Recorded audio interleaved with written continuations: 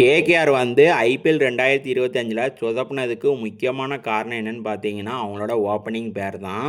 2024 வந்து கேகேஆர் வந்து சாம்பியன் ஆன வருஷம் பில்சாட்டும் சுனில் நரேன் காம்போ வந்து செம்மையாக கிளிக் ஆயிருந்துச்சு. கேகேஆர் வந்து பில்சாட்டை ரீட்டைன் பண்ணாமல் விட்டது தான் ஒரு பிக் மிஸ்டேக்குங்க. அதுக்கடுத்து நடந்த மெகா ஆக்ஷனில் குயின் அண்டிகாயும் குருபாசியும் எடுத்தாங்க. ஆனால் அவங்க ரெண்டு பேருமே கேகேஆருக்கு வந்து கிளிக் ஆகலை. இப்போ ரெண்டு பேருமே ரிலீஸ் பண்ணியிருக்காங்க. திருப்பி எடுப்பாங்களான்னு கேட்டிங்கன்னா எனக்கு தெரிஞ்சு சான்ஸ் வந்து ரொம்பவே கம்மி தான். கேகேஆர் வந்து மினி ஆக்ஷனில் நான் சொல்ல போகிற ஒரு 5 விக்கெட் கீப்பர் பேட்ஸ்மேனில் மினிமம் 2 பேரை எடுக்கிறதுக்கு ஹைலி சான்சஸ் வந்து இருக்குது. அவங்க யாரெலான்னு சொல்லி தான் இந்த வீடியோவில் பார்க்க போகிறோம். இந்த வீடியோ பிடிச்சிருந்துச்சுன்னா ஒரு லைக் பண்ணிவிட்டு அப்படியே நம்ம சேனலையும் சப்ஸ்கிரைப் பண்ணிக்கோங்க. ஃபஸ்ட்டு வந்து நம்மளோட பேரிஸ்டோ தாங்க. கேகேஆரோட ஃபஸ்ட்டு விக்கெட் கீப்பர் சாய்ஸாக நம்மளோட பேரிஸ்டோ தான் இருப்பார். என்ன ரீசன் பார்த்தீங்கன்னா வேறு எந்த எக்ஸ்பீரியன்ஸான விக்கெட் கீப்பரும் மினி ஆக்ஷனில் அவ்வளோவா அவைலபிளாக இல்லை. லாஸ்ட் இயர் நடந்த மெகா ஆக்ஷனில் நம்மளோட பேரிஸ்டோ வந்து அன்சோல்ட் ஆயிருந்தார். 2025 மும்பை இந்தியன்ஸுக்கு பிளே ஆஃபில் விளையாடுறதுக்கு நம்மளோட பேரிஸ்டோவுக்கு வந்து ஒரு வாய்ப்பு கிடச்சிச்சிங்க. எலிமினேட்டர்லேயும் குவாலிஃபை டூலையும் செமையாக வந்து ப்ளே பண்ணி கொடுத்தாரு மும்பை இந்தியன்ஸுக்கு. அது மட்டும் இல்லாமல் நம்மளோட பேரிஸ்டோ மாரி ஒரு அக்ரெசிவான பிளேயருக்கு வந்து கேகேஆர் கிரவுண்டில் வந்து நல்லாவே அவருக்கு வந்து படுங்க. ஐபிஎல் 2024 இந்த மேட்சை வந்து எத்தனை பேருக்கு ஞாபகம் இருக்குன்னு தெரியலை. ஆனால் கேகேஆர் ஃபேனாக இருந்தீங்கன்னா கண்டிப்பாக இந்த சம்பவத்தை வந்து மறந்துருக்க மாட்டீங்க. கேகேஆருக்கும் பஞ்சாபுக்கும் நடந்த மேட்ச்சில் கேகேஆர் ஃபஸ்ட் பேட்டிங் பிடிச்சி 261 ரன் அடிப்பாங்க 20 ஓவரில். நம்ம பஞ்சாப் வந்து பார்த்திங்கன்னா 18.4 பாலில் 262 ரன்னை சேஸ் பண்ணி இந்த டார்கெட்டை வந்து பார்த்திங்கன்னா வின் பண்ணிடுவாங்க. அந்த மேட்ச்சில் தான் நம்மளோட பேரிஸ்டோ வந்து 48 பாலுக்கு 108 ரன் அடித்து ஒரு தரமான ஒரு நாக்கு வந்து ஆடியிருப்பாருங்க. கண்டிப்பாக கேகேஆர் ஃபேன்ஸ் வந்து இந்த நாக்கம் மறந்துருக்க மாட்டீங்க.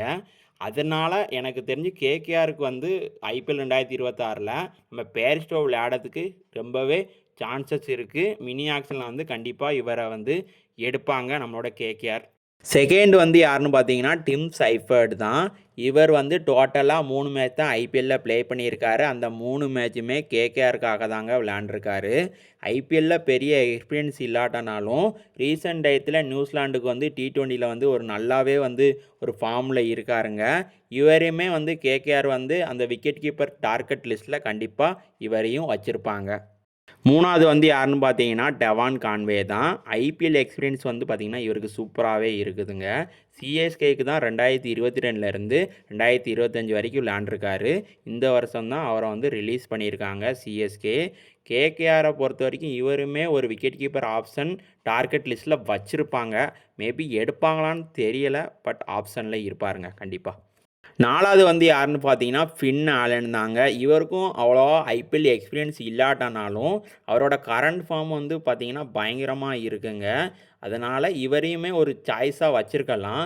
சப்போஸ் இப்போ பேரிஸ்டோவை வந்து கேகேஆர் எடுத்தாங்கன்னா அவருக்கு வந்து பெர்ஃபெக்ட் பேக்கப் ஓப்பனர் விக்கெட் கீப்பராக வந்து இவர் வந்து ஒரு நல்ல சாய்ஸாக இருப்பாருங்க. அஞ்சாவது வந்து யாருன்னு பார்த்தீங்கன்னா ஜேமி ஸ்மித்து தாங்க. இவர் வந்து ஐபிஎல்லில் இது வரைக்கும் ஒரு மேட்ச் கூட ப்ளே பண்ணது கிடையாது.